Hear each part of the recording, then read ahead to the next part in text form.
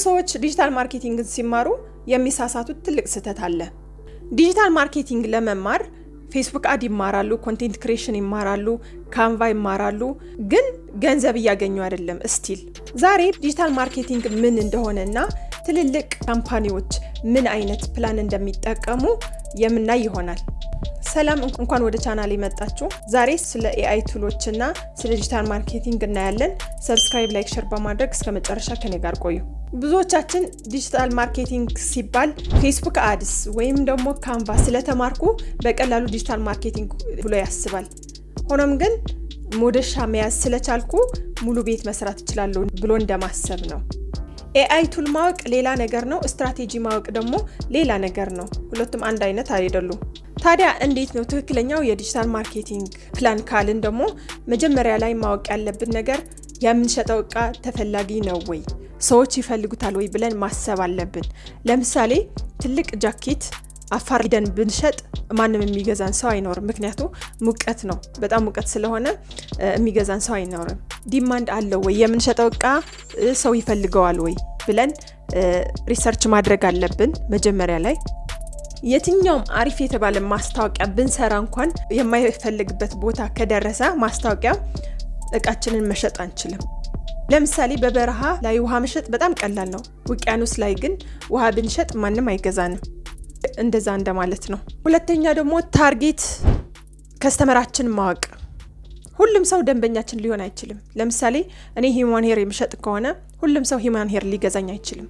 ስለዚህ ማወቅ ያለብኝ ሂማን ሄር ሊገዙኝ የሚችሉ ሰዎች እነማን ናቸው፣ እድሜያቸው ስንት ነው፣ ከስንት እስከ ስንት ነው፣ የት አካባቢ ናቸው የሚለውን በደንብ ማጥናት መቻል አለብን።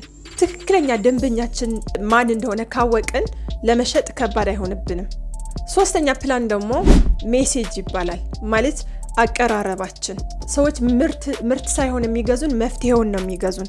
አራተኛ ደግሞ ፕላትፎርም መምረጥ፣ ሚዲያ መምረጥ። በየትኛው ነው መሸጥ ያለብን? ለምሳሌ የምንሸጠው እቃ የኛ ታርጌት ከስተመራችን የት ነው ያሉ? ፌስቡክ ላይ ናቸው፣ ቲክቶክ ላይ ናቸው፣ ኢንስታግራም ላይ ናቸው፣ የት ነው የሚውሉ፣ የት ነው የሚጠቀሙ በብዛት ብለን ይህንንም ጥናት ማካሄድ አለብን። እሱን መከተል ነው ያለብን።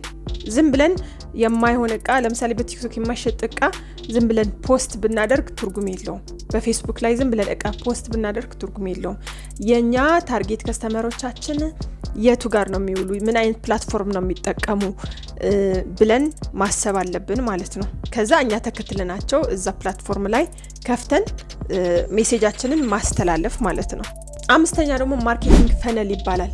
ይሄ ማለት መጀመሪያ ሰው የሚገዛ ሰው ቪዲዮአችንን ያያል፣ ከዛ ያምነናል፣ ስላመነን ፎሎ ያደርገናል፣ ከዛ ወደ ዌብሳይታችን ይገባል፣ ከዛ ሜሴጅ ይልክልናል ማለት ነው። ማዘጋጀት አለብን ማለት ከስተመሮቻችን የሚመጡበት መንገድ ማዘጋጀት፣ ወደ አንድ መንገድ መሰብሰብ አለብን።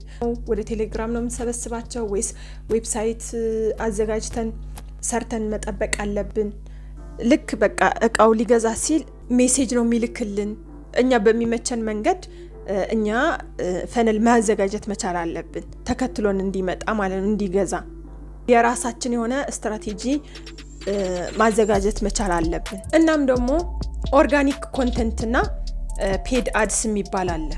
ኦርጋኒክ ኮንተንት የምንለው በየቀኑ ስለ ፕሮዳክታችን ቲክቶክ ላይ ፖስት የምናደርግ ከሆነ፣ የምናስተምር ከሆነ፣ ፎሎወር የምንሰበስብ ከሆነ ይሄ ኦርጋኒክ ኮንተንት ተብሎ ይጠራል። ፔድ አድስ ደግሞ ፈጣን ሽያጭ ሲያመጣልን ማለት ነው። የሆነ ቦታ ላይ ፖስት አድርገ ነው፣ ለምሳሌ ፌስቡክ ላይ ፖስት አድርገ ነው ወዲያው ይደውሉ፣ ለመግዛት ይህንን ይደውሉ፣ ይህንን ያድርጉ ብለን ፖስት የምናደርገው ይሄ ፔድ አድስ ይባላል። በማስታወቂያ ነው ወዲያው ፈጣን ሽያጭ እንዲያመጣልን የሚያደርግ ማለት ነው። አጭሩ ብራንድ አዌርነስ ከሆነ ስማችንን ይገነባል። ዳይሬክት ግን ቀጥታ እቃውን አይተውት እንዲገዙ ማድረግ ማለት ነው። ለምሳሌ ፌስቡክ ላይ አይታችሁ ከሆነ ወይ የሆነ ፕሮዳክት ያስተዋውቁና ኢንቦክስ ሲላኩ ሜሴጅ ያድርጉ ወይ ወደ ዋትስአፕ ይወስዳቸዋል። ይሄ ፔድ አድስ ይባላል። ክፍያ እቃችንን ስናስተዋውቅ ፈጣን ሽያጭ ሲያመጣልን ይሄ ፔድ አድስ ይባላል ማለት ነው። ስለዚህ ዲጂታል ማርኬቲንግ ማለት ቲክቶክ ላይ ወይ ፌስቡክ ላይ ፖስት ስላደረግን አይደለም። ትክክለኛ ሰው በትክክለኛ መልእክት በትክክለኛ ጊዜ ማግኘት ማለት ነው። ቪዲዮ ከወደዳችሁ ላይክ፣ ሰብስክራይብ፣ ሼር አድርጉልኝ። በቀጣይ ደግሞ በሌላ የዲጂታል ማርኬቲንግ ቪዲዮ መጣለሁ። እስከዛ ሰላም ሁኑ።